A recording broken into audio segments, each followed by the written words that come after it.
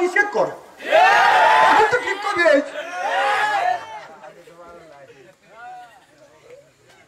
মামাকে রাগ করলে না অবস্থা বলে এইরকম গত বছর আমার গ্রামে আমাদের সম্পর্কে স্বাস্থ্য বই হয় মারা গেছে আমাদের গ্রামের একটা ছেলে কেবল হেফজ শেষ করে ছেলেটা কেতাবখানায় পড়তেছে মিজানে পড়তেছে দু চারটে কথা বলতেছে এমন তো শুরু হয়ে গেল কুড়ু কুড়ু করে কামড়েছে শয়তান থ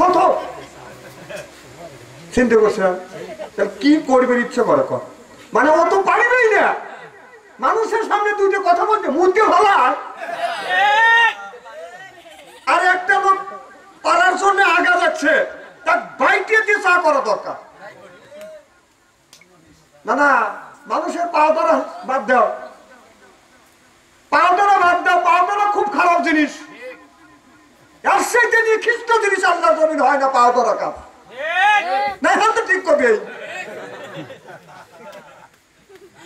ওয়াস আগে করে নিল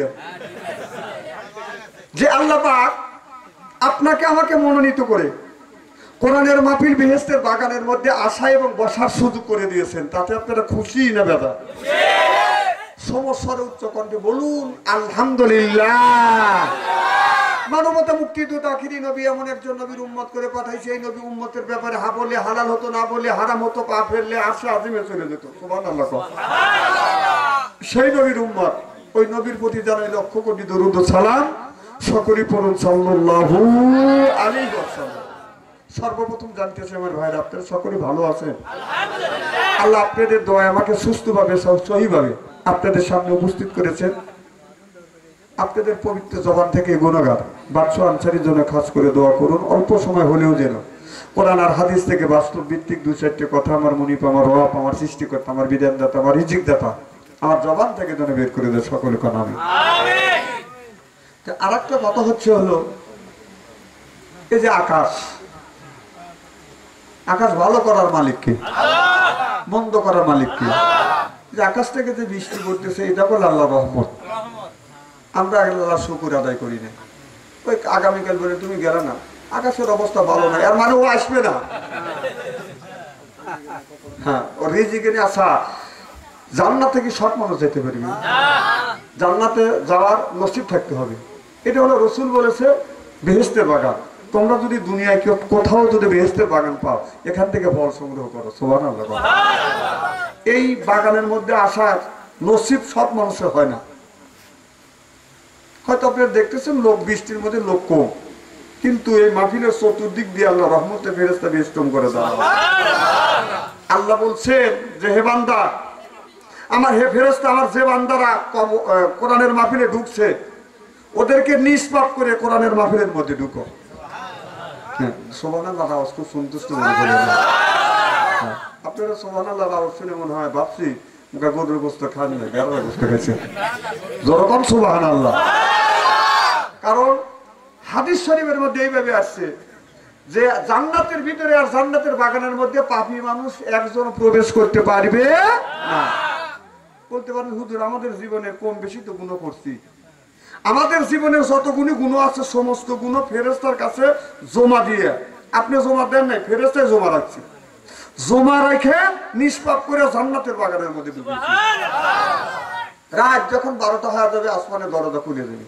আল্লাহর বান্দা যখন বের হবে না আল্লাহর কাছে দরখাস্ত করবে আল্লাহ তোমার বান্দার গুনার বোঝা তো আমার সহ্য হচ্ছে না আর কোরআনের মাহফিল থেকে তো বের হচ্ছে না আল্লাহ রহমত দরিয়ে দোষ মারবে আল্লাহ বলবে ফেরেশতা সাক্ষী থাক আমার বান্দা আমার কথা আমার বন্ধুর কথা শুনছে যখন উঠছে না আমি আল্লাহ বান্দার পিছনে সব গুনাহ মাফ করে দেব তাহলে এই হাদিস অনুযায়ী আমরা যারা বসছি আমরা সকলেই নিষ্পাপ কি পাপ আল্লাহ নিষ্পাপ করে আল্লাহ তার মনোনীত করে মনোনয়ন দিয়ে কোরআনের মাহফিলের মধ্যে আসা এবং বসার সুযোগ করে দিয়েছেন সুবহানাল্লাহ আচ্ছা আমরা এখানে যারা আসছি আমরা নির্বাচিত না মনোনীত আমার কথা কি বুঝতেছেন আমরা তো কোরআনের মাহফিলে আসছি নির্বাচিত হলে মেম্বার ইউনিয়ন বোর্ডে যায় চেয়ারম্যান ইউনিয়ন বোর্ডে যায় এমপি সংসদে যায় তা আমরা যে কোরআনের মাহফিলে আসছি আমরা মনোনীত না নির্বাচিত কার মনোনীত আমরা কারোর নির্বাচিত না আমরা হলো মনোনীত কার আল্লাহর মনোনীত বিধায় তিনি তিনার মনোনয়ন দিয়ে আমাদের কোরআনের মাহফিলের মধ্যে ঢুকেছি। ভাইজান, আল্লাহর মনোনীত হওয়া অত সহজ না। সুদ খেলাম, ঘুষ খেলাম, আর আল্লাহর মনোনীত হইলাম অতই সোজা।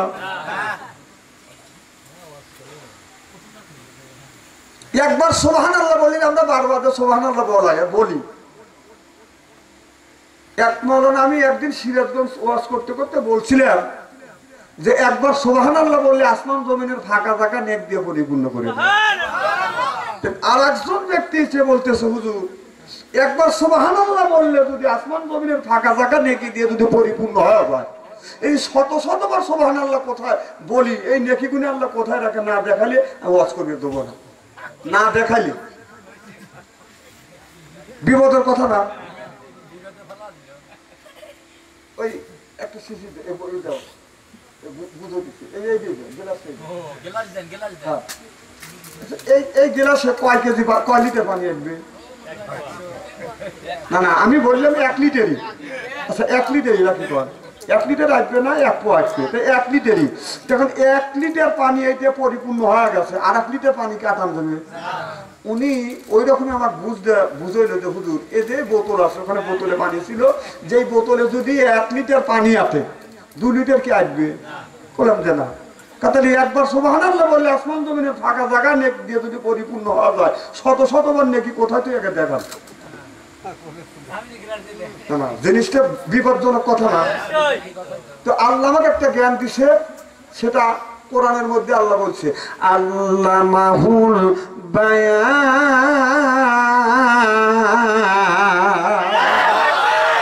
বায়ানের অর্থ পাইছি আমি 5টা।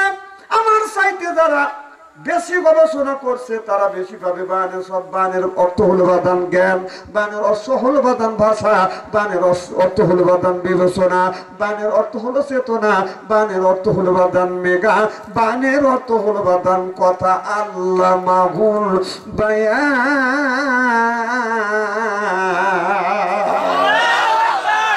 আল্লাহ আমাকে বায়ান দিয়েছে, অর্থাৎ জ্ঞান দিয়েছেন। ইংরেজিতে বলে বাদান গড গিফটেড। আল্লাহ আমাকে জ্ঞান দেওয়ার পরে আমি সাথে সাথে তাকে প্রশ্ন করে বলছিলাম, ভাইজান আপনার ছেলে মেয়ে কয়টা? আমারে বলে হুজুর 2টা ছেলে 1টি মেয়ে। আমি বললাম ভাইজান ছেলের বয়স কত?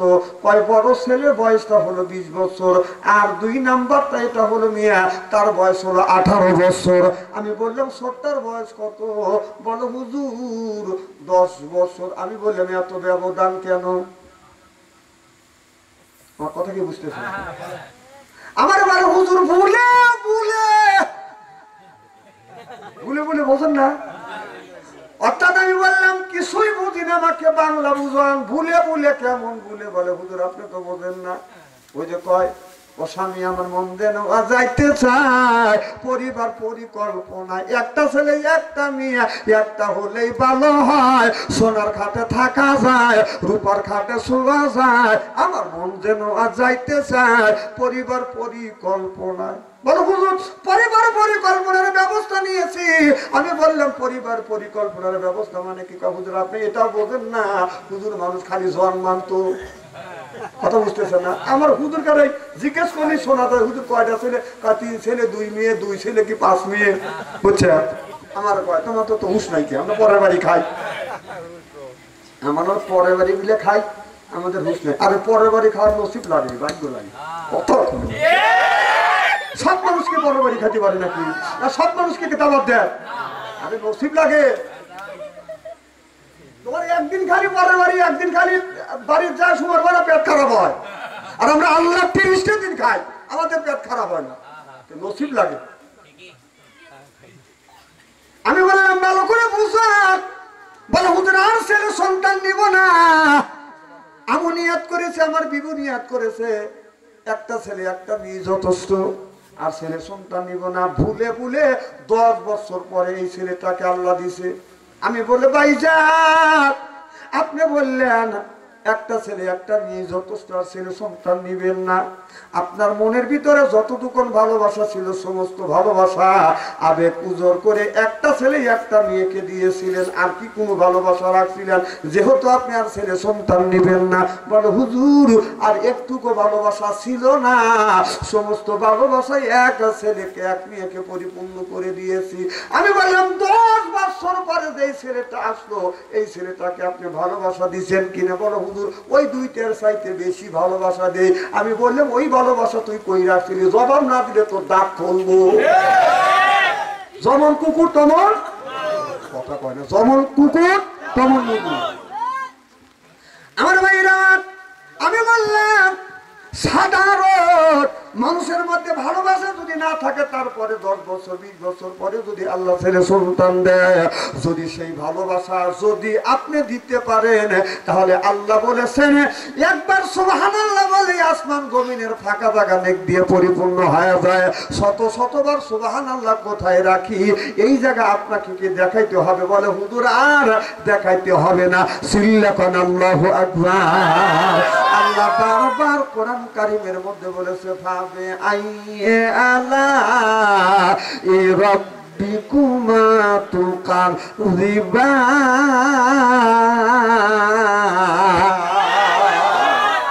আল্লাহ বলে বান্দারে আমার কোন নিয়ামতটা অস্বীকার করবে? কোন নিয়ামত অস্বীকার করতে পারবে না। এটা হলো কার নিয়ামত? আল্লাহ নিয়ামত, আল্লাহর রহমত, আল্লাহর বরকত। আল্লাহর রহমত বরকত দিয়ে যদি পরিপূর্ণ করে দেয়, কোন মানুষ এইতে বাধা দিয়ে বাঁধন রাখতে পারবে না। হযরত মুসা আলাইহিস সালাম আল্লাহর কাছে বলে আল্লাহ তুমি না বলেছো তোমার এক একটা বান্দাকে এক একটা পৃথিবীর মতো পৃথিবী দিবে, একটা দেশের মতো দেশ দিবে। আল্লাহ তুমি এত পৃথিবী আর এত দেশ কোথায় পাবে? তোমার সার্থবক আসমান জমিন 7 জনকে দিলে তো তোমার সার্থবক আসমান জমিন ভুলে যাবে। তোমার কোটি কোটি বান্দা, এক একটা বান্দাকে যদি এক একটা থানা দিয়ে দেন, থানার মতো জায়গা যদি দিয়ে দেন, তাহলে আপনার কোটি কোটি বান্দা আপনার এই পৃথিবীর থানাও তো ফুরে যাবে। গ্রাম যদি দিয়ে দেন গ্রামও ফুরে যাবে। আল্লাহ তোমার কত কোটি বান্দা, এত পৃথিবী তুমি কোথায় পাবা? আমি নিজ চোখে দেখতে চাই। আল্লাহ বলে বন্ধু মুসা রে যাও, সন্তারা ওই ব্রিজের উপরে যা দাঁড়াইবে। মুসা আলাইহিস সালাম সন্তারা ব্রিজের উপরে উপরে এসে বাদাম দাঁড়ালেন। মুসা আলাইহিস সালাম নদীর দিকে লক্ষ্য করে দেখে নদীর ভিতরে কোটি কোটি ডিম দেখা যায়। সিল্লাকান আল্লাহু আকবার। কোটি কোটি ডিম। মুসা আলাইহিস সালাম বলে আল্লাহ আমি ডিম দেখছি কিন্তু একসাথে কোটি কোটি ডিম দেখিনি। আল্লাহ এটা কিসের ডিম? হাঁসের ডিম না মুরগির ডিম? একটা কথা মনে পড়লো, বলবো কি? হাঁসের ডিম যদি কোনো ব্যক্তি সকালে একটা সন্ধ্যায় একটা, 1 থেকে 2 বছর যদি লোকটা খায়, ওই লোকটার 2টা উপকার হবে। 1 নাম্বার উপকার, ওই লোকটার বাড়িতে কোনোদিন চোর ডুববে না। 2 নাম্বার উপকার, ওই লোকটাকে কোনোদিন কুত্তায় কামড়াবে না। আমার কথা কি বুঝতেছে? হ্যাঁ হ্যাঁ, হাঁসের ডিম আর হাঁসের ডিম সকাল সন্ধ্যায় 1 থেকে 2 বছর কেউ যদি প্রত্যেক দিন 2টা করে ডিম খায়, তাহলে তার 2টা উপকার হবে। ওই বাড়িতে জীবনে চোর ঢুকবে না, আর ওই লোকটাকে কোনোদিন কুত্তায় কামড়াবে না। যেখানেই থাক। আপনারা বললেন না তো হুজুর কারণটা কি? না না, তাহলে এই যে মামা বলতেছে বুঝলাম না, জিনিসটা এরকম বলা লাগবে। না না, আপনারা কি বুঝতেছেন? কারণ আছে না? কারণ আছে। 1 নম্বর কারণ হলো সকালে একটা সন্ধ্যায় একটা যদি 2টা ডিম প্রত্যেকদিন হাঁসের ডিম খায়, 2 বছর বান্ধে খালে লোকটার অলরেডি আজমা হবে, কাশি হবে, রাত্রের বেলা খালি কাশি। কাছাকাছি যদি বাড়ির মধ্যে মুরব্বী করে, বাড়িওয়ালা যদি করে, চোর কি কোনো বাড়ি ঢুকিয়ে ঘুরে যায় কাজটা চলতে না। 2 নাম্বার যদি বলেন হুজুর 2 নাম্বার উপকার কি? 2 নাম্বার উপকার ওই লোকটা যদি 1 থেকে 2 বছর হাঁসের ডিম যদি বান্ধে খায়, তাহলে ওই লোকটার আপনার মাজার ব্যথা হবে, লাঠি ছাড়া হাঁটতে পারে না। লাঠি যদি হাতে থাকে, লাঠি দিয়ে যদি দাঁড়া থাকে, আপনারা বলুন কুকুর কি কাজ দেওয়া যাবে না দূর দিয়ে যাবে? এটা হলো শানে নজরুল। আমার ভাইয়ের আমার মুসা আলাইহিস সালাম আল্লাহর কাছে ডেকে বলে, আল্লাহ এতদিন আমি তো আমার জীবনে কোনোদিন দেখি নেই, আল্লাহ এই দিনগুলি কি করবো? আল্লাহ রাব্বুল আলামিন বলে, বন্ধু মুসা দে, এখান থেকে একটা দিন তুমি হাতে নাও। মুসা আলাইহিস সালাম একটা দিন বাদান হাতের মধ্যে নিলেন। এবার মুসা আলাইহিস সালাম বলে, আল্লাহ এই দিনটা আমি কি করব? আল্লাহ বলে, বন্ধু মুসা এই দিনটা তুমি মাথার উপরে ধরো। আল্লাহ নবী মুসা আলাইহিস সালাম দিনটা যখন মাথার উপরে ধরলেন, মুসা নবী দিনের মধ্যে চলে গেলেন। সিল্লাবান আল্লাহু আকবার। মুসা আলাইহিস সালাম মাথার ভিতরে মাথার উপরে ধরার সাথে সাথে মুসা নবী আর দুনিয়ার ভিতরে নাই, একটা দিনের মধ্যে ঢুকে গেছে। মুসা আলাইহিস সালাম দিনের মধ্যে ঢুকে যায়। আল্লাহ নবী মুসা আলাইহিস সালাম লক্ষ্য করে দেখে, আপনার এই দিনের মধ্যে বিশাল বড় পৃথিবী। মুসা আলাইহিস সালাম দাঁড়িয়ে থাকা বাদানা কুল কিরানা পায় না, ডানে তাকায় কুল কিরানা পায় না, পশ্চিমে তাকায় বাদান গ্রাম বন্ধু দেখা পায় না, পূর্ব দিকে তাকায় শুধু ধোঁয়া আর ধোঁয়া, বাদান সাদা আর সাদা। মুসা আলাইহিস সালাম চিন্তা করলেন, এত বিশাল বড় পৃথিবী আল্লাহ দিনের মধ্যে দিয়েছে। এবার মুসা আলাইহিস সালাম ঘুরতে ঘুরতে লক্ষ্য করে দেখে, একটা সাদা একটা গোড়া আছে, আল্লাহ একটা চাবুক আছে। আল্লাহ বলে, বন্ধু মুসা রে, একটা সাদা গোড়া পাইছো? বলে হ্যাঁ পাইছি। একটা চাবুক আছে? বলে আল্লাহ চাবুক আছে। আল্লাহ বলে, মুসা তুমি না আমার পৃথিবী দেখতে চাইছো, আমি তোমাকে পৃথিবী দেখাচ্ছি। ও মুসা তুমি একটা কাজ করো, তুমি ওই গোড়ার উপর ওঠো, চাবুক কষো, দেখো এই পৃথিবীর মুড়ো পাও কিনা, ডিমের মুড়ো পাও কিনা।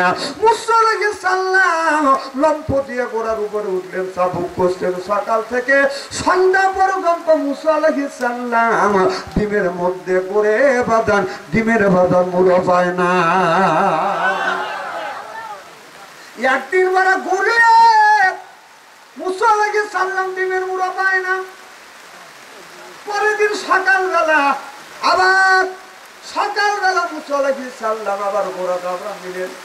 যাইতে যাইতে বাদান ডিমে আবার সন্ধ্যা হয়ে গেল, ডিমের মুড়ো পায় না। এইভাবেই একদিন নয়, 2 দিন নয়, 7 দিন হয়ে গেছে। 7 দিন বড়া দুটো গামে গোড়া নিয়ে বাদান ঘোরাফেরা করতেছে। মুসা নবী ডিমের মুড়ো খুঁজে পায় না। সিল্লাকান আল্লাহু আকবার। এবার মুসা আলাইহিস সালাম 7 দিন পরে বলে, আল্লাহ আমি তো তোমার ডিমের মুড়ো পাই না। এরপরে এই পৃথিবীর মধ্যে যে পৃথিবী আছে, পৃথিবীর থেকেও তো আমি বের হতে পারছি না, তার তো দরজা নাই, আমি কোন দিয়ে বের হবো? আল্লাহ বলে, মুসা রে, তুমি তো বলেছিলে এক একটা মানুষকে এক একটা পৃথিবীর মতো পৃথিবী দেবো। আল্লাহ ওয়াদা দিয়েছে, ইন্নাল্লাহা ওয়াদাকুম ওয়াদাল হক। আল্লাহ যেটা ওয়াদা করে সেইটা আল্লাহ মানুষকে দেয়। সুবহানাল্লাহ। আর আমাদের মতো কি আল্লাহ?